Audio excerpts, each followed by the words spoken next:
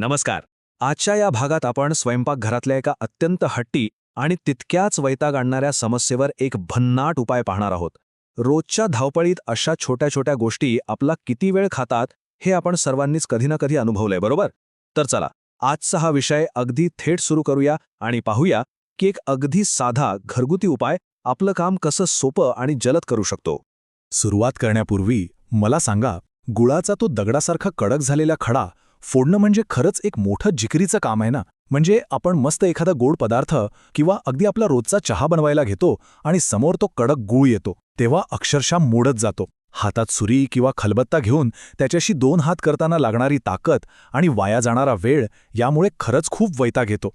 आणि हीच ती रोजची कटकट आहे ज्यावर आपण आज तोडगा काढणार आहोत. पण मुळात ही अडचण निर्माण का होते?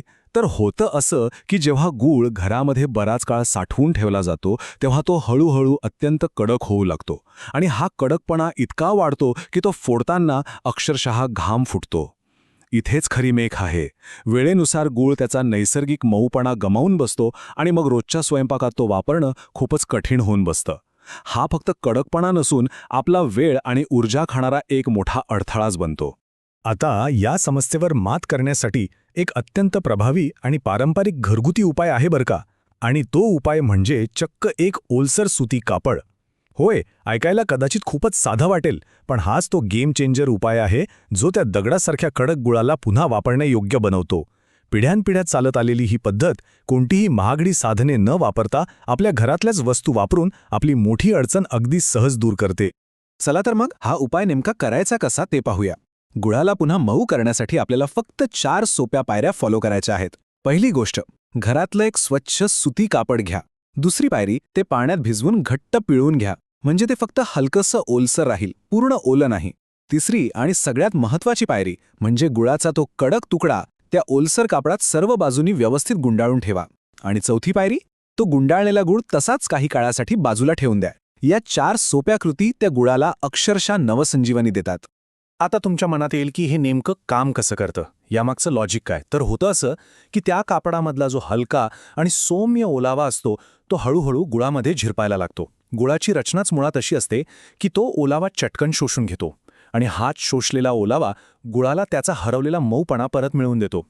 ही कोणतीही रासायनिक प्रक्रिया नाही, तर एक अत्यंत नैसर्गिक पद्धत आहे जी गुळाची मूळ चव तशीच ठेवून त्याला पुन्हा मऊ करते. काही वेळानंतर जेव्हा आपण ते कापड उघडतो तेव्हा तो जादुई बदल आपल्याला पाहायला मिळतो. तो कडक आणि वैताग आणणारा गूळ आता एकदम नरम झालेला असतो. तो आतून इतका मऊ होतो की अगदी सहज हाताने किंवा सुरीने तुटू लागतो.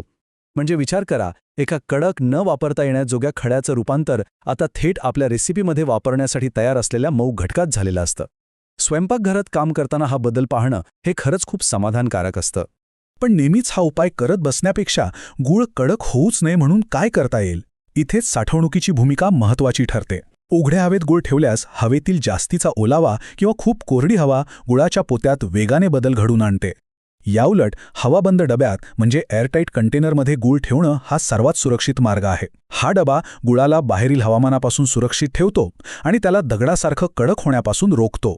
थोडक्यात सांगायचं तर योग्य साठवणूक हीच या समस्येवरची पहिली आणि उत्तम उपाययोजना आहे. आता या साध्या उपायाचा आणि योग्य साठवणुकीचा सर्वात मोठा फायदा काय? तर आपली रोजची धावपळ एकदम सोपी होते. सकाळच्या चहाची गडबड असो, सणासुदीला एखादा पारंपरिक गोड पदार्थ बनवणं असो किंवा सर्वांचे आवडते लाडू वळणे असो, आता या मऊ आणि सहज तुटणाऱ्या गुळामुळे हे सगळं करणं अत्यंत सोयीचं आणि आनंददायक बनतं. यात वेळेची बचत तर होतेच, पण त्या मुख्य घटकाशी विनाकारण झटापट करावी लागत नसल्याने स्वयंपाकाचा आनंदही द्विगुणित होतो. तर मग आजच्या या माहितीपूर्ण सादरीकरणाच्या शेवटी एक विचार नक्की करा.